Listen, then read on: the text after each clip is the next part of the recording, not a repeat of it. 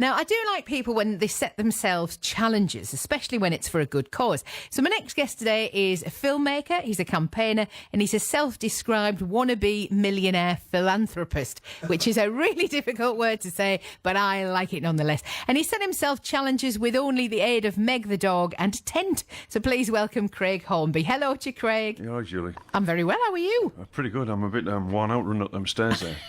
But I'm in training, aren't I? The thing is, you're quite you must be the tallest guest I have ever had in here before. Right, I'm sitting down, you know. Well, exactly, and you're still taller than I am. How tall are you? 6'7". 6'7", crikey. You should be able to step up those steps without a shadow of a doubt, shouldn't you? And stride across England from exactly. coast to coast. Stride across. So you are setting yourself some challenges. Yeah. Now, what's the reason for setting them like that? Well, I turned 50 in February, and I decided I've wanted to do the coast to coast walk for years, and I've always put it off because it's just inconvenient, you know. And so this year I thought this has got to be the year, you know, before I get too long in the tooth.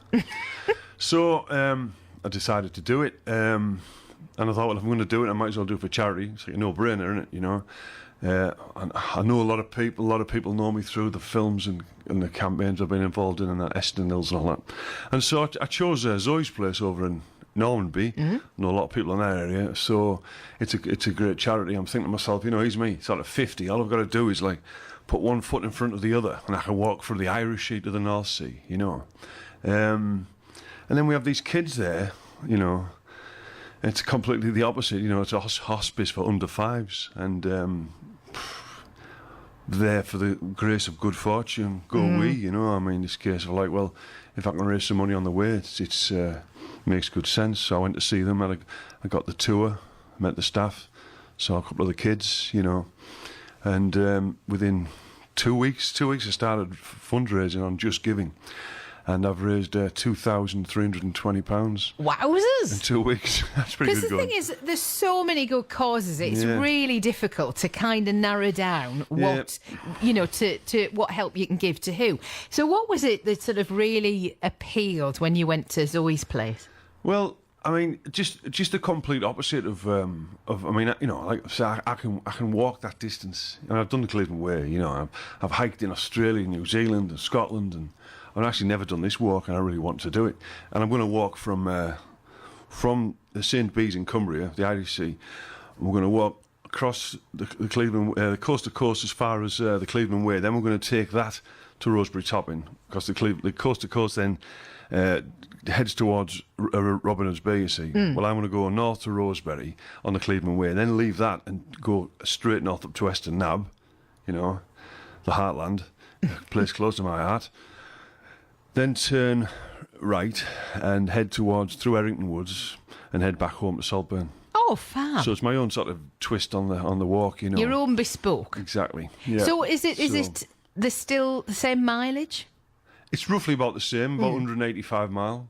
Yeah. Oh, it's not going to be a breeze, because I could have, you know, I could have gone and done the B&B route. So my mum lives in Swainby. Now, if I stay over there and walk the dog in the morning, I meet people from the coast to coast runs across the top of the village in the Cleveland Way as well, because they run parallel for a little while. And I meet people from Australia, America, Canada every morning. I'll go up there. You'll meet people from anywhere in the world, like doing the coast to coast, and they're all retired, and it's fantastic. I'm thinking, God, they put me to shame, you know. So, especially when the load's older than you are, and you think, you get 17, 18-year-olds doing it, you know, and they do it without. They've walked all the way from the lakes to here. I mean, it's astounding, isn't it? So I just thought. They stay in B&Bs, you see, and have their packs sent ahead and all that, and have fresh, clean clothes every day, you know, it's all great. Well, that'd be too easy for me, that, I think, and it'd be a bit awkward with the dog. So I like the idea of just setting off with a basic kit in your bag, tent, maybe a spare pair of socks, and you know, and some food and some dog food, and just go for it. And so I'm going to camp out. I'm going to wild camp every night. You know. Ooh, you're going to smell lovely by the end of it, aren't you? Jump in the river. Get all right, fair enough. Yeah. Now, you mentioned there about Meg. Meg is your dog, and she's going to be your trusty sidekick through the whole thing. Is she used to walking fair distances? I mean, I'm on the beach every day with her. We do about 3 or 4 miles a day every day. When the weekends are out more. She's bought a collie, so she's very fit and agile. She's 8. She was 8 last week, but she's as fit as a lop. She'll be 50 yards ahead of me. But I'm going to get a saddlebag type, these like shoulder bag things. You can buy for dogs to put little supplies in. Yeah. So she'll be like with a backpack. She's It's got her own little backpack. Like a pack mule, like a pack horse. You know what I mean? Yeah. I love this idea, and of course, therefore, she's going to be. Oh, is that you ringing? She's going to be your companion throughout. Yeah. Well, you will still get it taught to people, I would imagine, won't you? Yeah, I should think so. I mean, I love the solitude of it. I'm a very sociable person, but I totally love being alone in the middle of nowhere. Wilderness and solitude is a great thing as well, you know, so it doesn't bother me. I can take either, you know. But I normally meet people on the trails wherever I go. Now, on this basis, therefore, are you sort of clocking in with people? Because, you know, I mean, what if you got lost, or what if the weather came in and you were trapped up a hill or something? You know, you don't know what. Compass is a marvellous thing. I can't read compasses. Yeah, so I'll be okay. Not worried about that at all, you know. I'm just going to go with the flow and see how long it takes, because when you've got all your food in, I'm not going to take 2 weeks. It's going to take about 2 or 3 weeks to do. I'm not going to take, 3 weeks worth of food. It'd weigh 3 ton, you know. So I'm going to get boxes of food distributed to various friends who are going to drive out and meet me. Oh, that's in good. Stages, so they get supplies to me. I'll meet them up with them and then carry on. And I'll grab any pub lunches that I go in, you know. Oh, I think that's sensible. Yeah, very, very sensible. It's the only way you can do it, really. Well, we're going to stop, take a break, have a bit of music. When we come back, we'll find out a bit more about how people can get involved with you if they want to. Great. With us this morning, we've got Craig Pancrack Hornby. Where does the pancrack come from? Well, pancrack is local slang in this area, going back for the Dole office, for the parish relief, actually, which preceded the Dole. So you went to the Board of Guardians and asked for help if you were destitute back in the day. I'm talking like a century ago, you know. And they'd give you a little piece of paper with, you can go to this butcher's and get, half a sausage. You can go to this grocer's and get a carrot, and that's how it was the step before the workhouse, basically, you know. And then when you got a job, when your husband got a job, whatever, they had to pay it back. You had to pay the money back, kind of thing, you know. So that was called the pancrack. Now, and it's just a local word, and it's quite particular to this area. It's not used elsewhere in the northeast. So I thought it's like a kind of a Teesside slang, our own. And I found it in a Cornish dictionary, a Cornish dialect dictionary, and it was described as the pancrack was a shallow, simple vessel. And now what a lot of Cornish tin miners came up when the ironstone mining kicked off, and they were recruited by Bolko Vaughan, came up on boats, came right past here, up the Tees, and then were delivered to Eston and got work in the pit.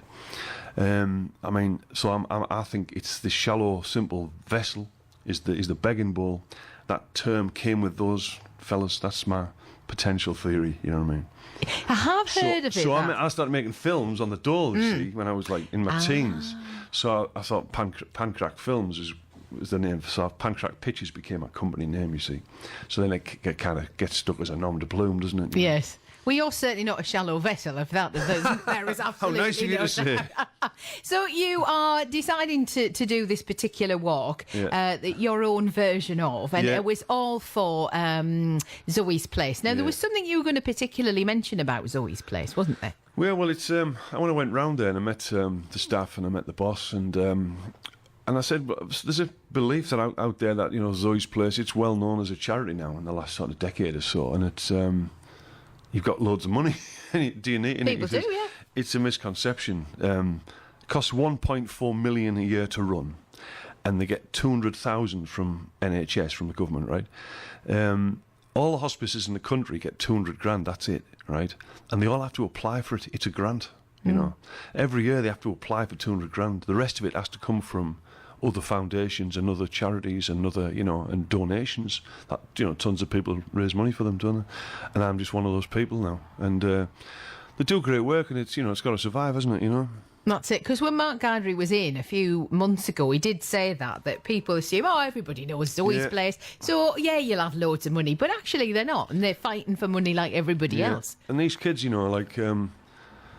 it's a hospice for under fives. These kids, most of them won't see out their childhood, and some of them have got really rare genetic disorders and cancer, of course. It's not a miserable place, though, is it? No, it's lovely. It's very warm, isn't it? I walked in the front door and was sort of accosted by a 7-foot bear, which is almost as tall as me. Yeah. So that would be a sight to be seen. I'm sure people. Well, that bear's apparently going to come out on the moors and bring me some food at some point on my trail. Yeah, so you must share that photo. You must get a selfie. You must share that so we can share that as well. Now, if people would like to support what you're doing, how do people do that? Well, if you go on justgiving.com, right, justgiving.com and type in Zoe's Place and you'll find it. Or just Google Zoe's Place Just Giving. It'll take you to the page. And on that page, you'll find me amongst all the other fundraisers and just click Coast to Coast, Craig and Meg. Craig and Meg. I love that. And do you think she's looking forward to? Does she do any training the way that you're doing training? Yeah, well, what I'm going to do is I'm walking all the time now. Like, I've got to build myself up and get, a good nick for it. I'm not bad, like, but you always want to be a bit fitter, don't you? So I'll be walking to my mum's, I think, and camping out on the way. I've done that a few times. Along the Cleveland Way from Saltburn to Swainby and back, just to see how I'm shaping up for it, Yeah. And if you do it without camping, if you do the B&B route, you're talking like, 15 mile a day, a couple of weeks, just short a couple of weeks. It's going to be a bit longer for me. I'm just going to go with the flow and see how long it takes. That would start costing you a fair amount as well, I would have thought. Well, food, innit? Food and petrol, really. I want to get a solar panel for me backpack, which will charge my phone as I walk. Can you do that? Yeah, you can get them. Yeah, they're about 30 quid. There's various types, but if anybody can sponsor me one of them, that would be good. And I want to get a bivvy bag. It's like a very, very basic tent. It's like basically a Gore-Tex coffin. And I've found one that's long enough for me, you see. Yes. It's that's exactly. difficult, isn't it? It's 2.3 metres, so it's a Rab Ridge Raider. I'm after one of them. And that'll keep the weight down. It just weighs a kilo. It's the thing to have. And then I've got the rest of the kit I've got, so I've hiked for years and different things, adventures and that. I've got a little titanium stove. It's minute. I bought that in New Zealand. And it's just, boil a cup of water for a coffee in like 90 seconds or something. You're somebody who clearly doesn't mind being without your home comforts then? Not at all, no. I mean, it's beautiful out in nature. I love it. Cool. In this weather, have you seen out? Sleeping on the ground and, that's what we're supposed to be doing. So you mentioned about you're setting it down. When are you going to start this? It's going to be the 9th of September. 9th of September, right? When the weather cools down a little bit and the hay fever season's over. Do you suffer with that? I do, yeah. And how long do you imagine it's going to take you?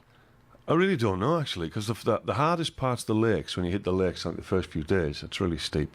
But I know from when I've done long hikes in the past, after a couple of days, your body responds, You get over the sort of pain factor and you deal with it. And suddenly you're happening. And then every big walk I've ever done, I've always been sad that it's finished. I could have gone on because your body's full on, Really? Yeah. Because one of the pictures you sent was you on Ben Nevis, wasn't it? Yeah. How did that come about? I was camping in the lakes and it was pouring down. It was just miserable. So I thought, I'm going to go to Scotland and see if it's brighter weather there. And I just went.